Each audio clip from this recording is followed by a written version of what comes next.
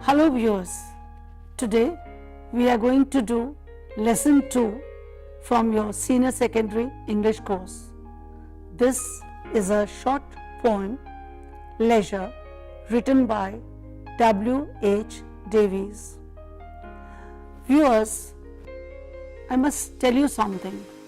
Whenever we are doing a poem, it's very essential to know a little bit about the poet's background and his life, because that throws a lot of light on the way he thinks, and his thoughts are later put into words.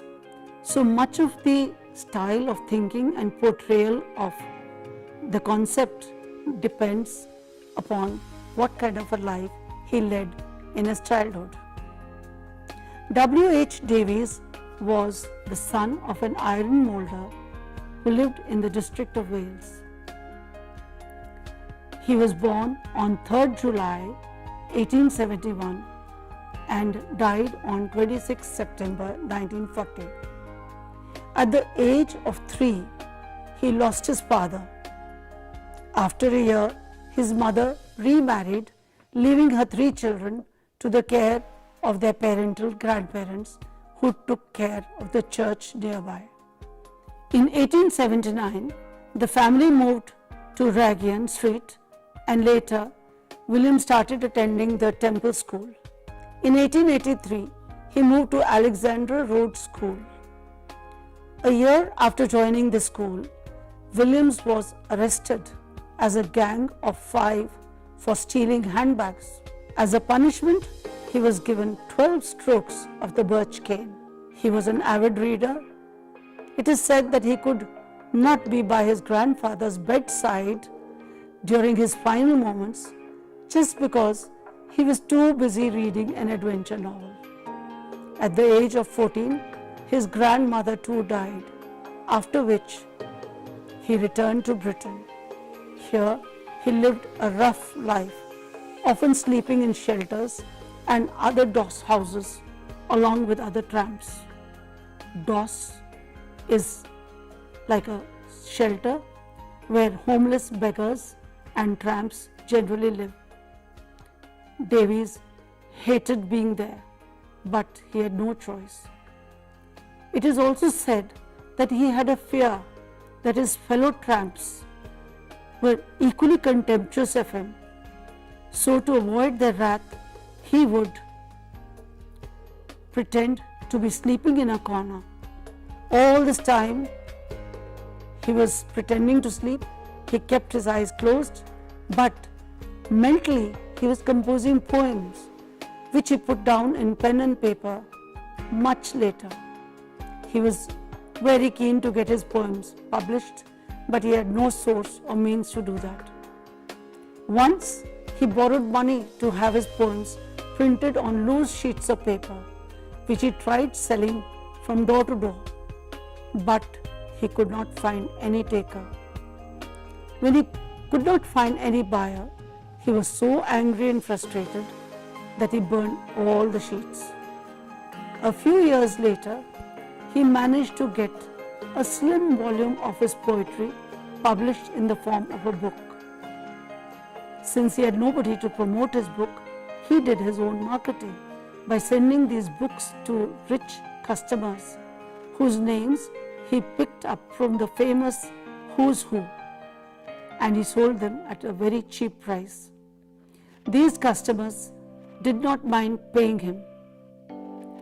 It so chanced that one of his customers turned out to be a famous poet called Adcock, who found some kind of freshness in his poems.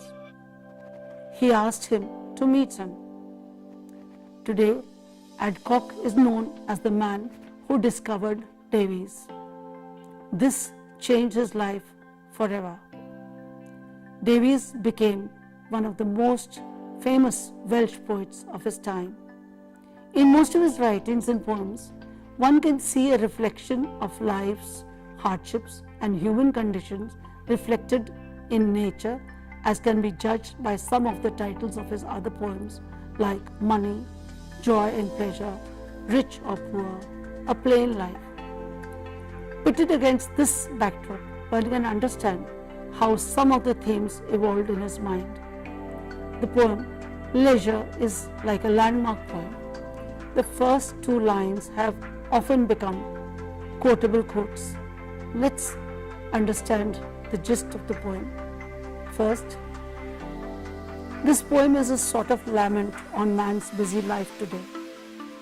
Modern man is so engrossed in responsibilities and worries that he has time for everything except time to relax and enjoy nature. One can do so only when one has some leisure time on hand. Man has no time to enjoy the natural beauty around him.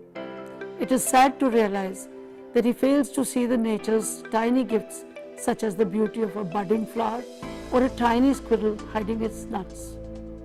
Man continues to journey through life indifferent to such beauties surrounding him.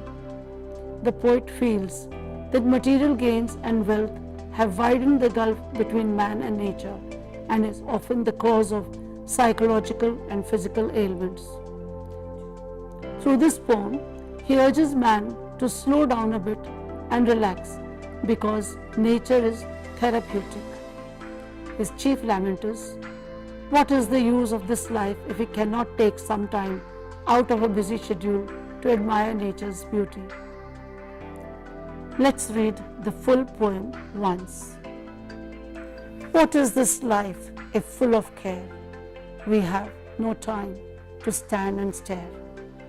No time to stand beneath the boughs and stare as long as sheep or cows.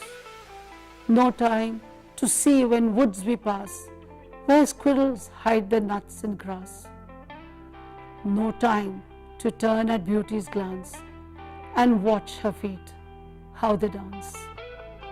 No time to wait till her mouth can enrich that smile her eyes began. A poor life this is, if full of care. We have no time to stand and stare. Let's go to the poem again and paraphrase each couplet one by one. What is this life if full of care? We have no time to stand and stare. In these lines, the poet bewails a rushed life. He says that we cannot call this life a pure life if it is full of worries and anxiety. We have no time to even wait at a certain place and cherish the beauty of nature. Second couplet, no time to stand beneath the boughs and stare as long as sheep and cows. Have you ever noticed how sheep and cows, while grazing, often stand and stare aimlessly? Man has no time to spare a few moments to stand under the branches of a green tree and enjoy the shade of the tree, or even watch the sheep and cows graze in the pastures. Common animals like sheep and cows are better than us. They have time to enjoy such blissful moments. Third couplet, no time to see when woods we pass, where squirrel hid their nuts in grass. Man today travels through roads and forests so engrossed in his own preoccupations that he forgets to even cast a fleeting glance at the different types of trees and enjoy their beauty, or to partake of the soothing effects of the dark green leaves. There is so much interesting activity going on there which can give a tired mind a lot of relaxation.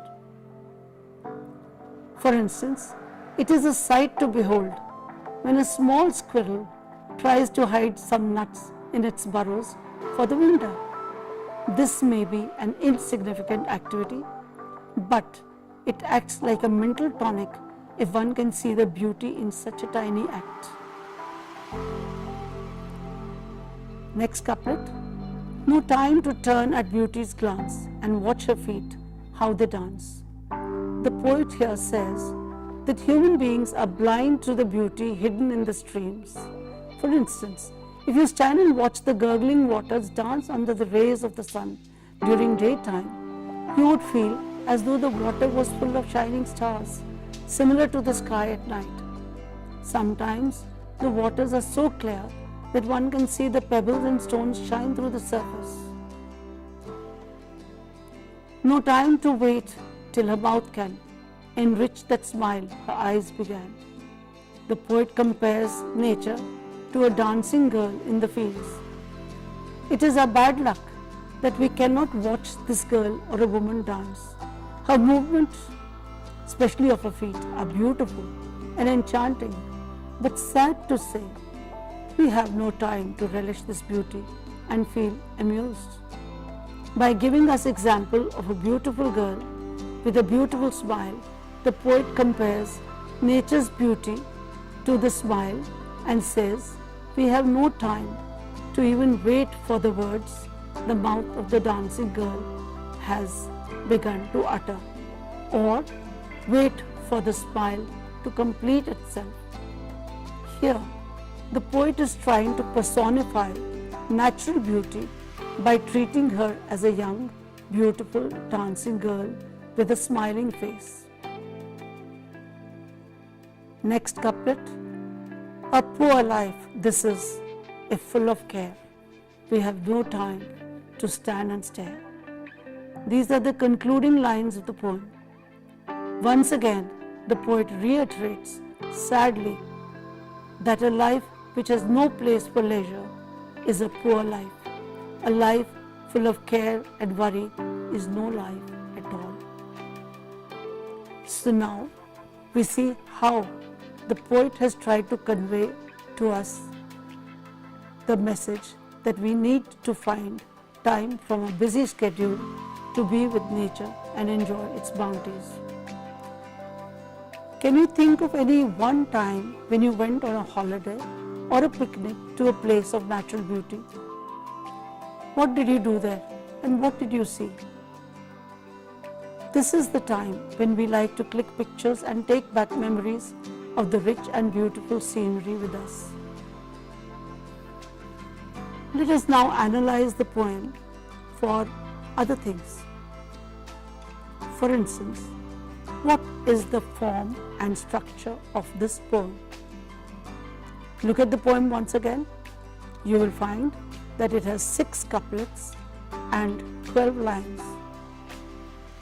We generally do not have any specific term for a 12-line poem. What is the rhyme pattern in this poem?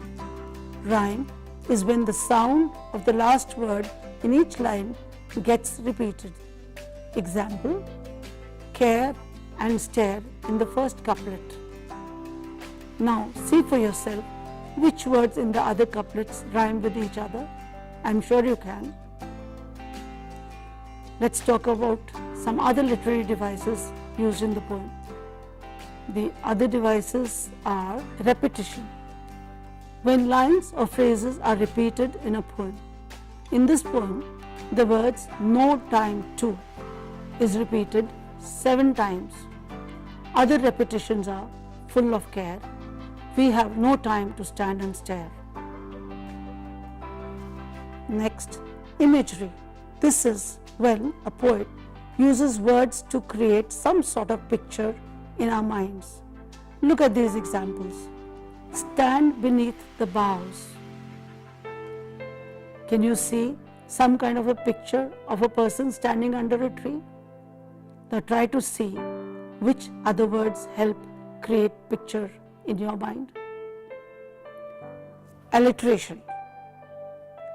Alliteration is when consonant sounds in the first syllable of a word are repeated. Then we call this repetition and alliteration. Example, stand and stare. The sound of st, stir, is repeated here. Look at other examples. Beneath the boughs. When woods we pass. Streams full of stars. Next device, metaphor or simile. These are comparisons between 2 unrelated things using words as and like. For example, stare as long as sheep or cows, stream full of stars. The next device is personification. This is when non-living things are made to behave like human beings. Look at these words. Beauty's glance. Watch her feet, how they dance. Here nature has been compared to a beautiful lady who can dance, and she also wears a beautiful smile. What is the poet's language and style? You will agree that the poet has used very simple language which is easy to understand. He starts the poem by asking a question, and then the rest of the poem is an answer to this question. What is the mood and tone in this poem? The mood and tone is serious and thoughtful, but gentle and soothing. The poet expresses concern about the maddening rush of day-to-day life, which prevents man from enjoying nature. He suggests a relaxed attitude towards life. Now, here are some questions for you to think about. What is the central idea of this poem? I'm sure we have talked much about this. Why does man not stop to appreciate nature? What can we learn from this poem? I hope you won't find answering these questions very difficult. Please read the poem again and try to understand its meaning on your own once again. Prepare well for the exams. Do well. Best of luck. Thank you.